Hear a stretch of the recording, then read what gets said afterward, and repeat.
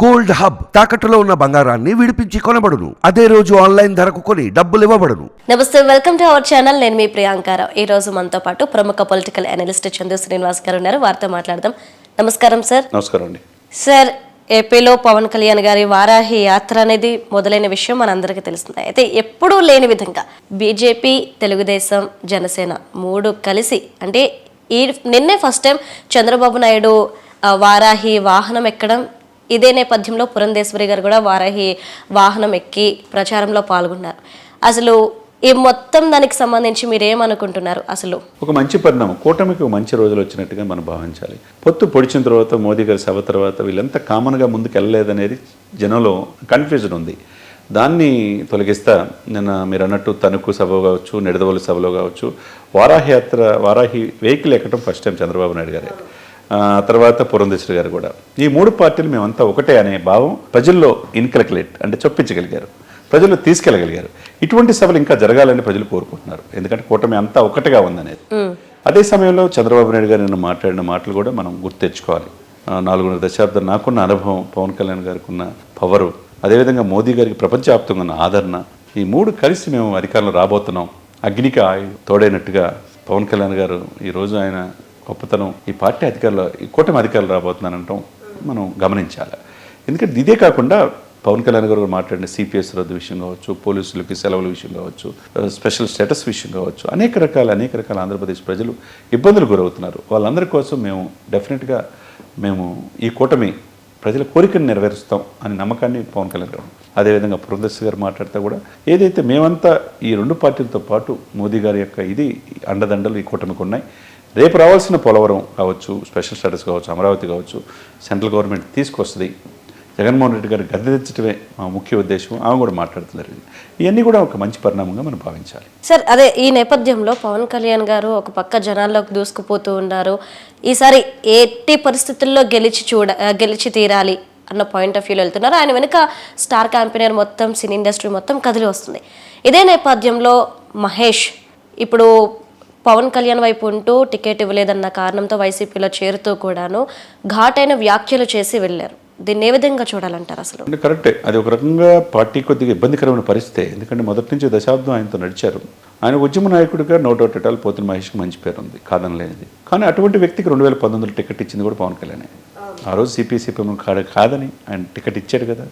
మరి ఆ రోజు రాజకీయ భిక్ష పెట్టింది ఎవరు? పవన్ కళ్యాణ్ కాదా? ఈరోజు ఈక్వేషన్లో భాగంగా తన సొంత బ్రదర్కి అనకాపల్లి సీటు కన్ఫర్మ్ చేసుకుని కూడా ఆ సీటు కూడా తెచ్చుకోలేకపోయాడండి. బీజేపీకి వెళ్తుంటే చూస్తూ ఊరుకుండిపోయాడు. అంటే త్యాగశీలిగా ఆయన ఉన్నాడు.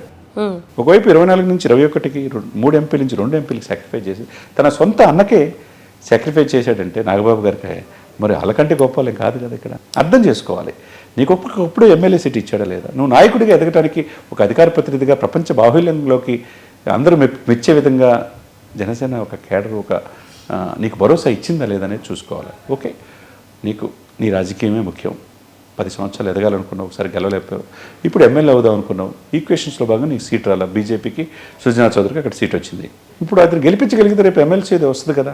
పిలిచి చెప్పారు కదా. చెప్పినప్పుడు కాదు అని చెప్పే ఉద్దేశంతో నీకు ఇష్టం లేకపోతే పార్టీ మారచ్చు. ఎవరికైనా ప్రజాస్వామ్యంలో హక్కు ఉంటుంది.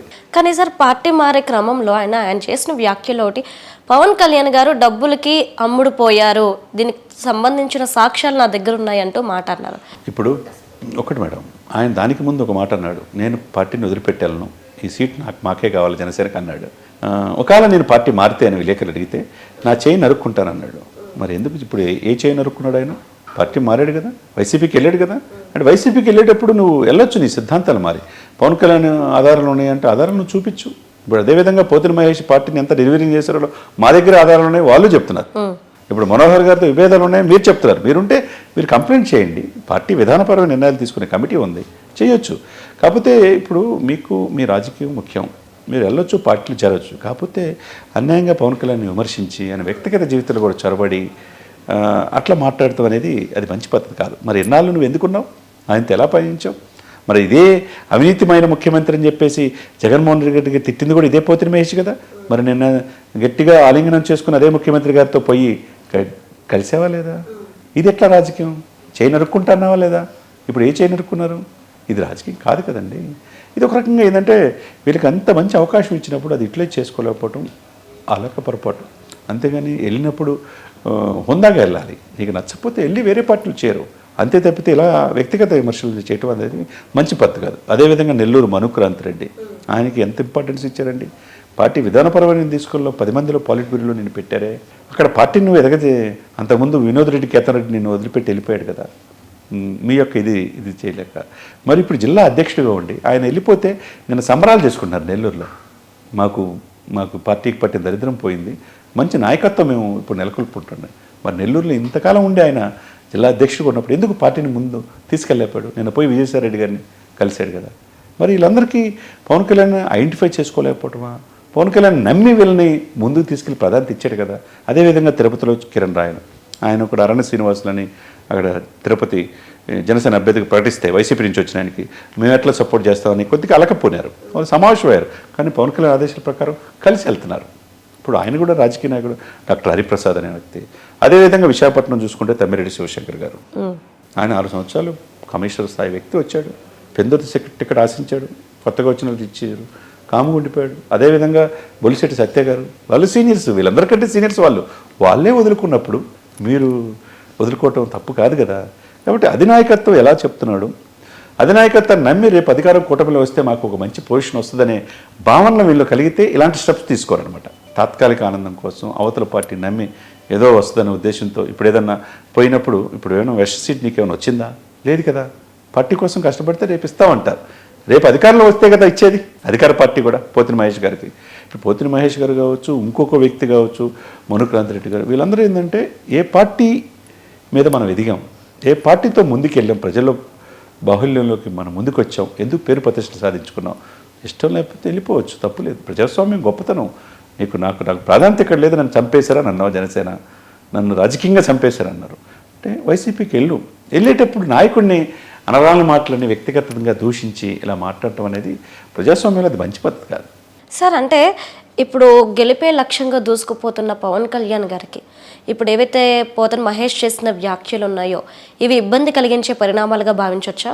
అంటే కొంతమేరకు ఇబ్బంది కలిగించే పరిణామాలే. కొంతమంది ఆ మాటలు నమ్మేవాళ్ళు కూడా ఉంటారు, కానీ అది దాన్ని ఎమ్మటే ప్యాచ్ వర్క్ చేసుకోవాలి. ఇటువంటి అసమతులు ఉన్నప్పుడు ముందే కనుక గమనించి వీళ్ళందరినీ పిలిపించుకొని పవన్ కళ్యాణ్ గారు మాట్లాడి ఉంటే ఈ పరిస్థితి వచ్చేది కాదు.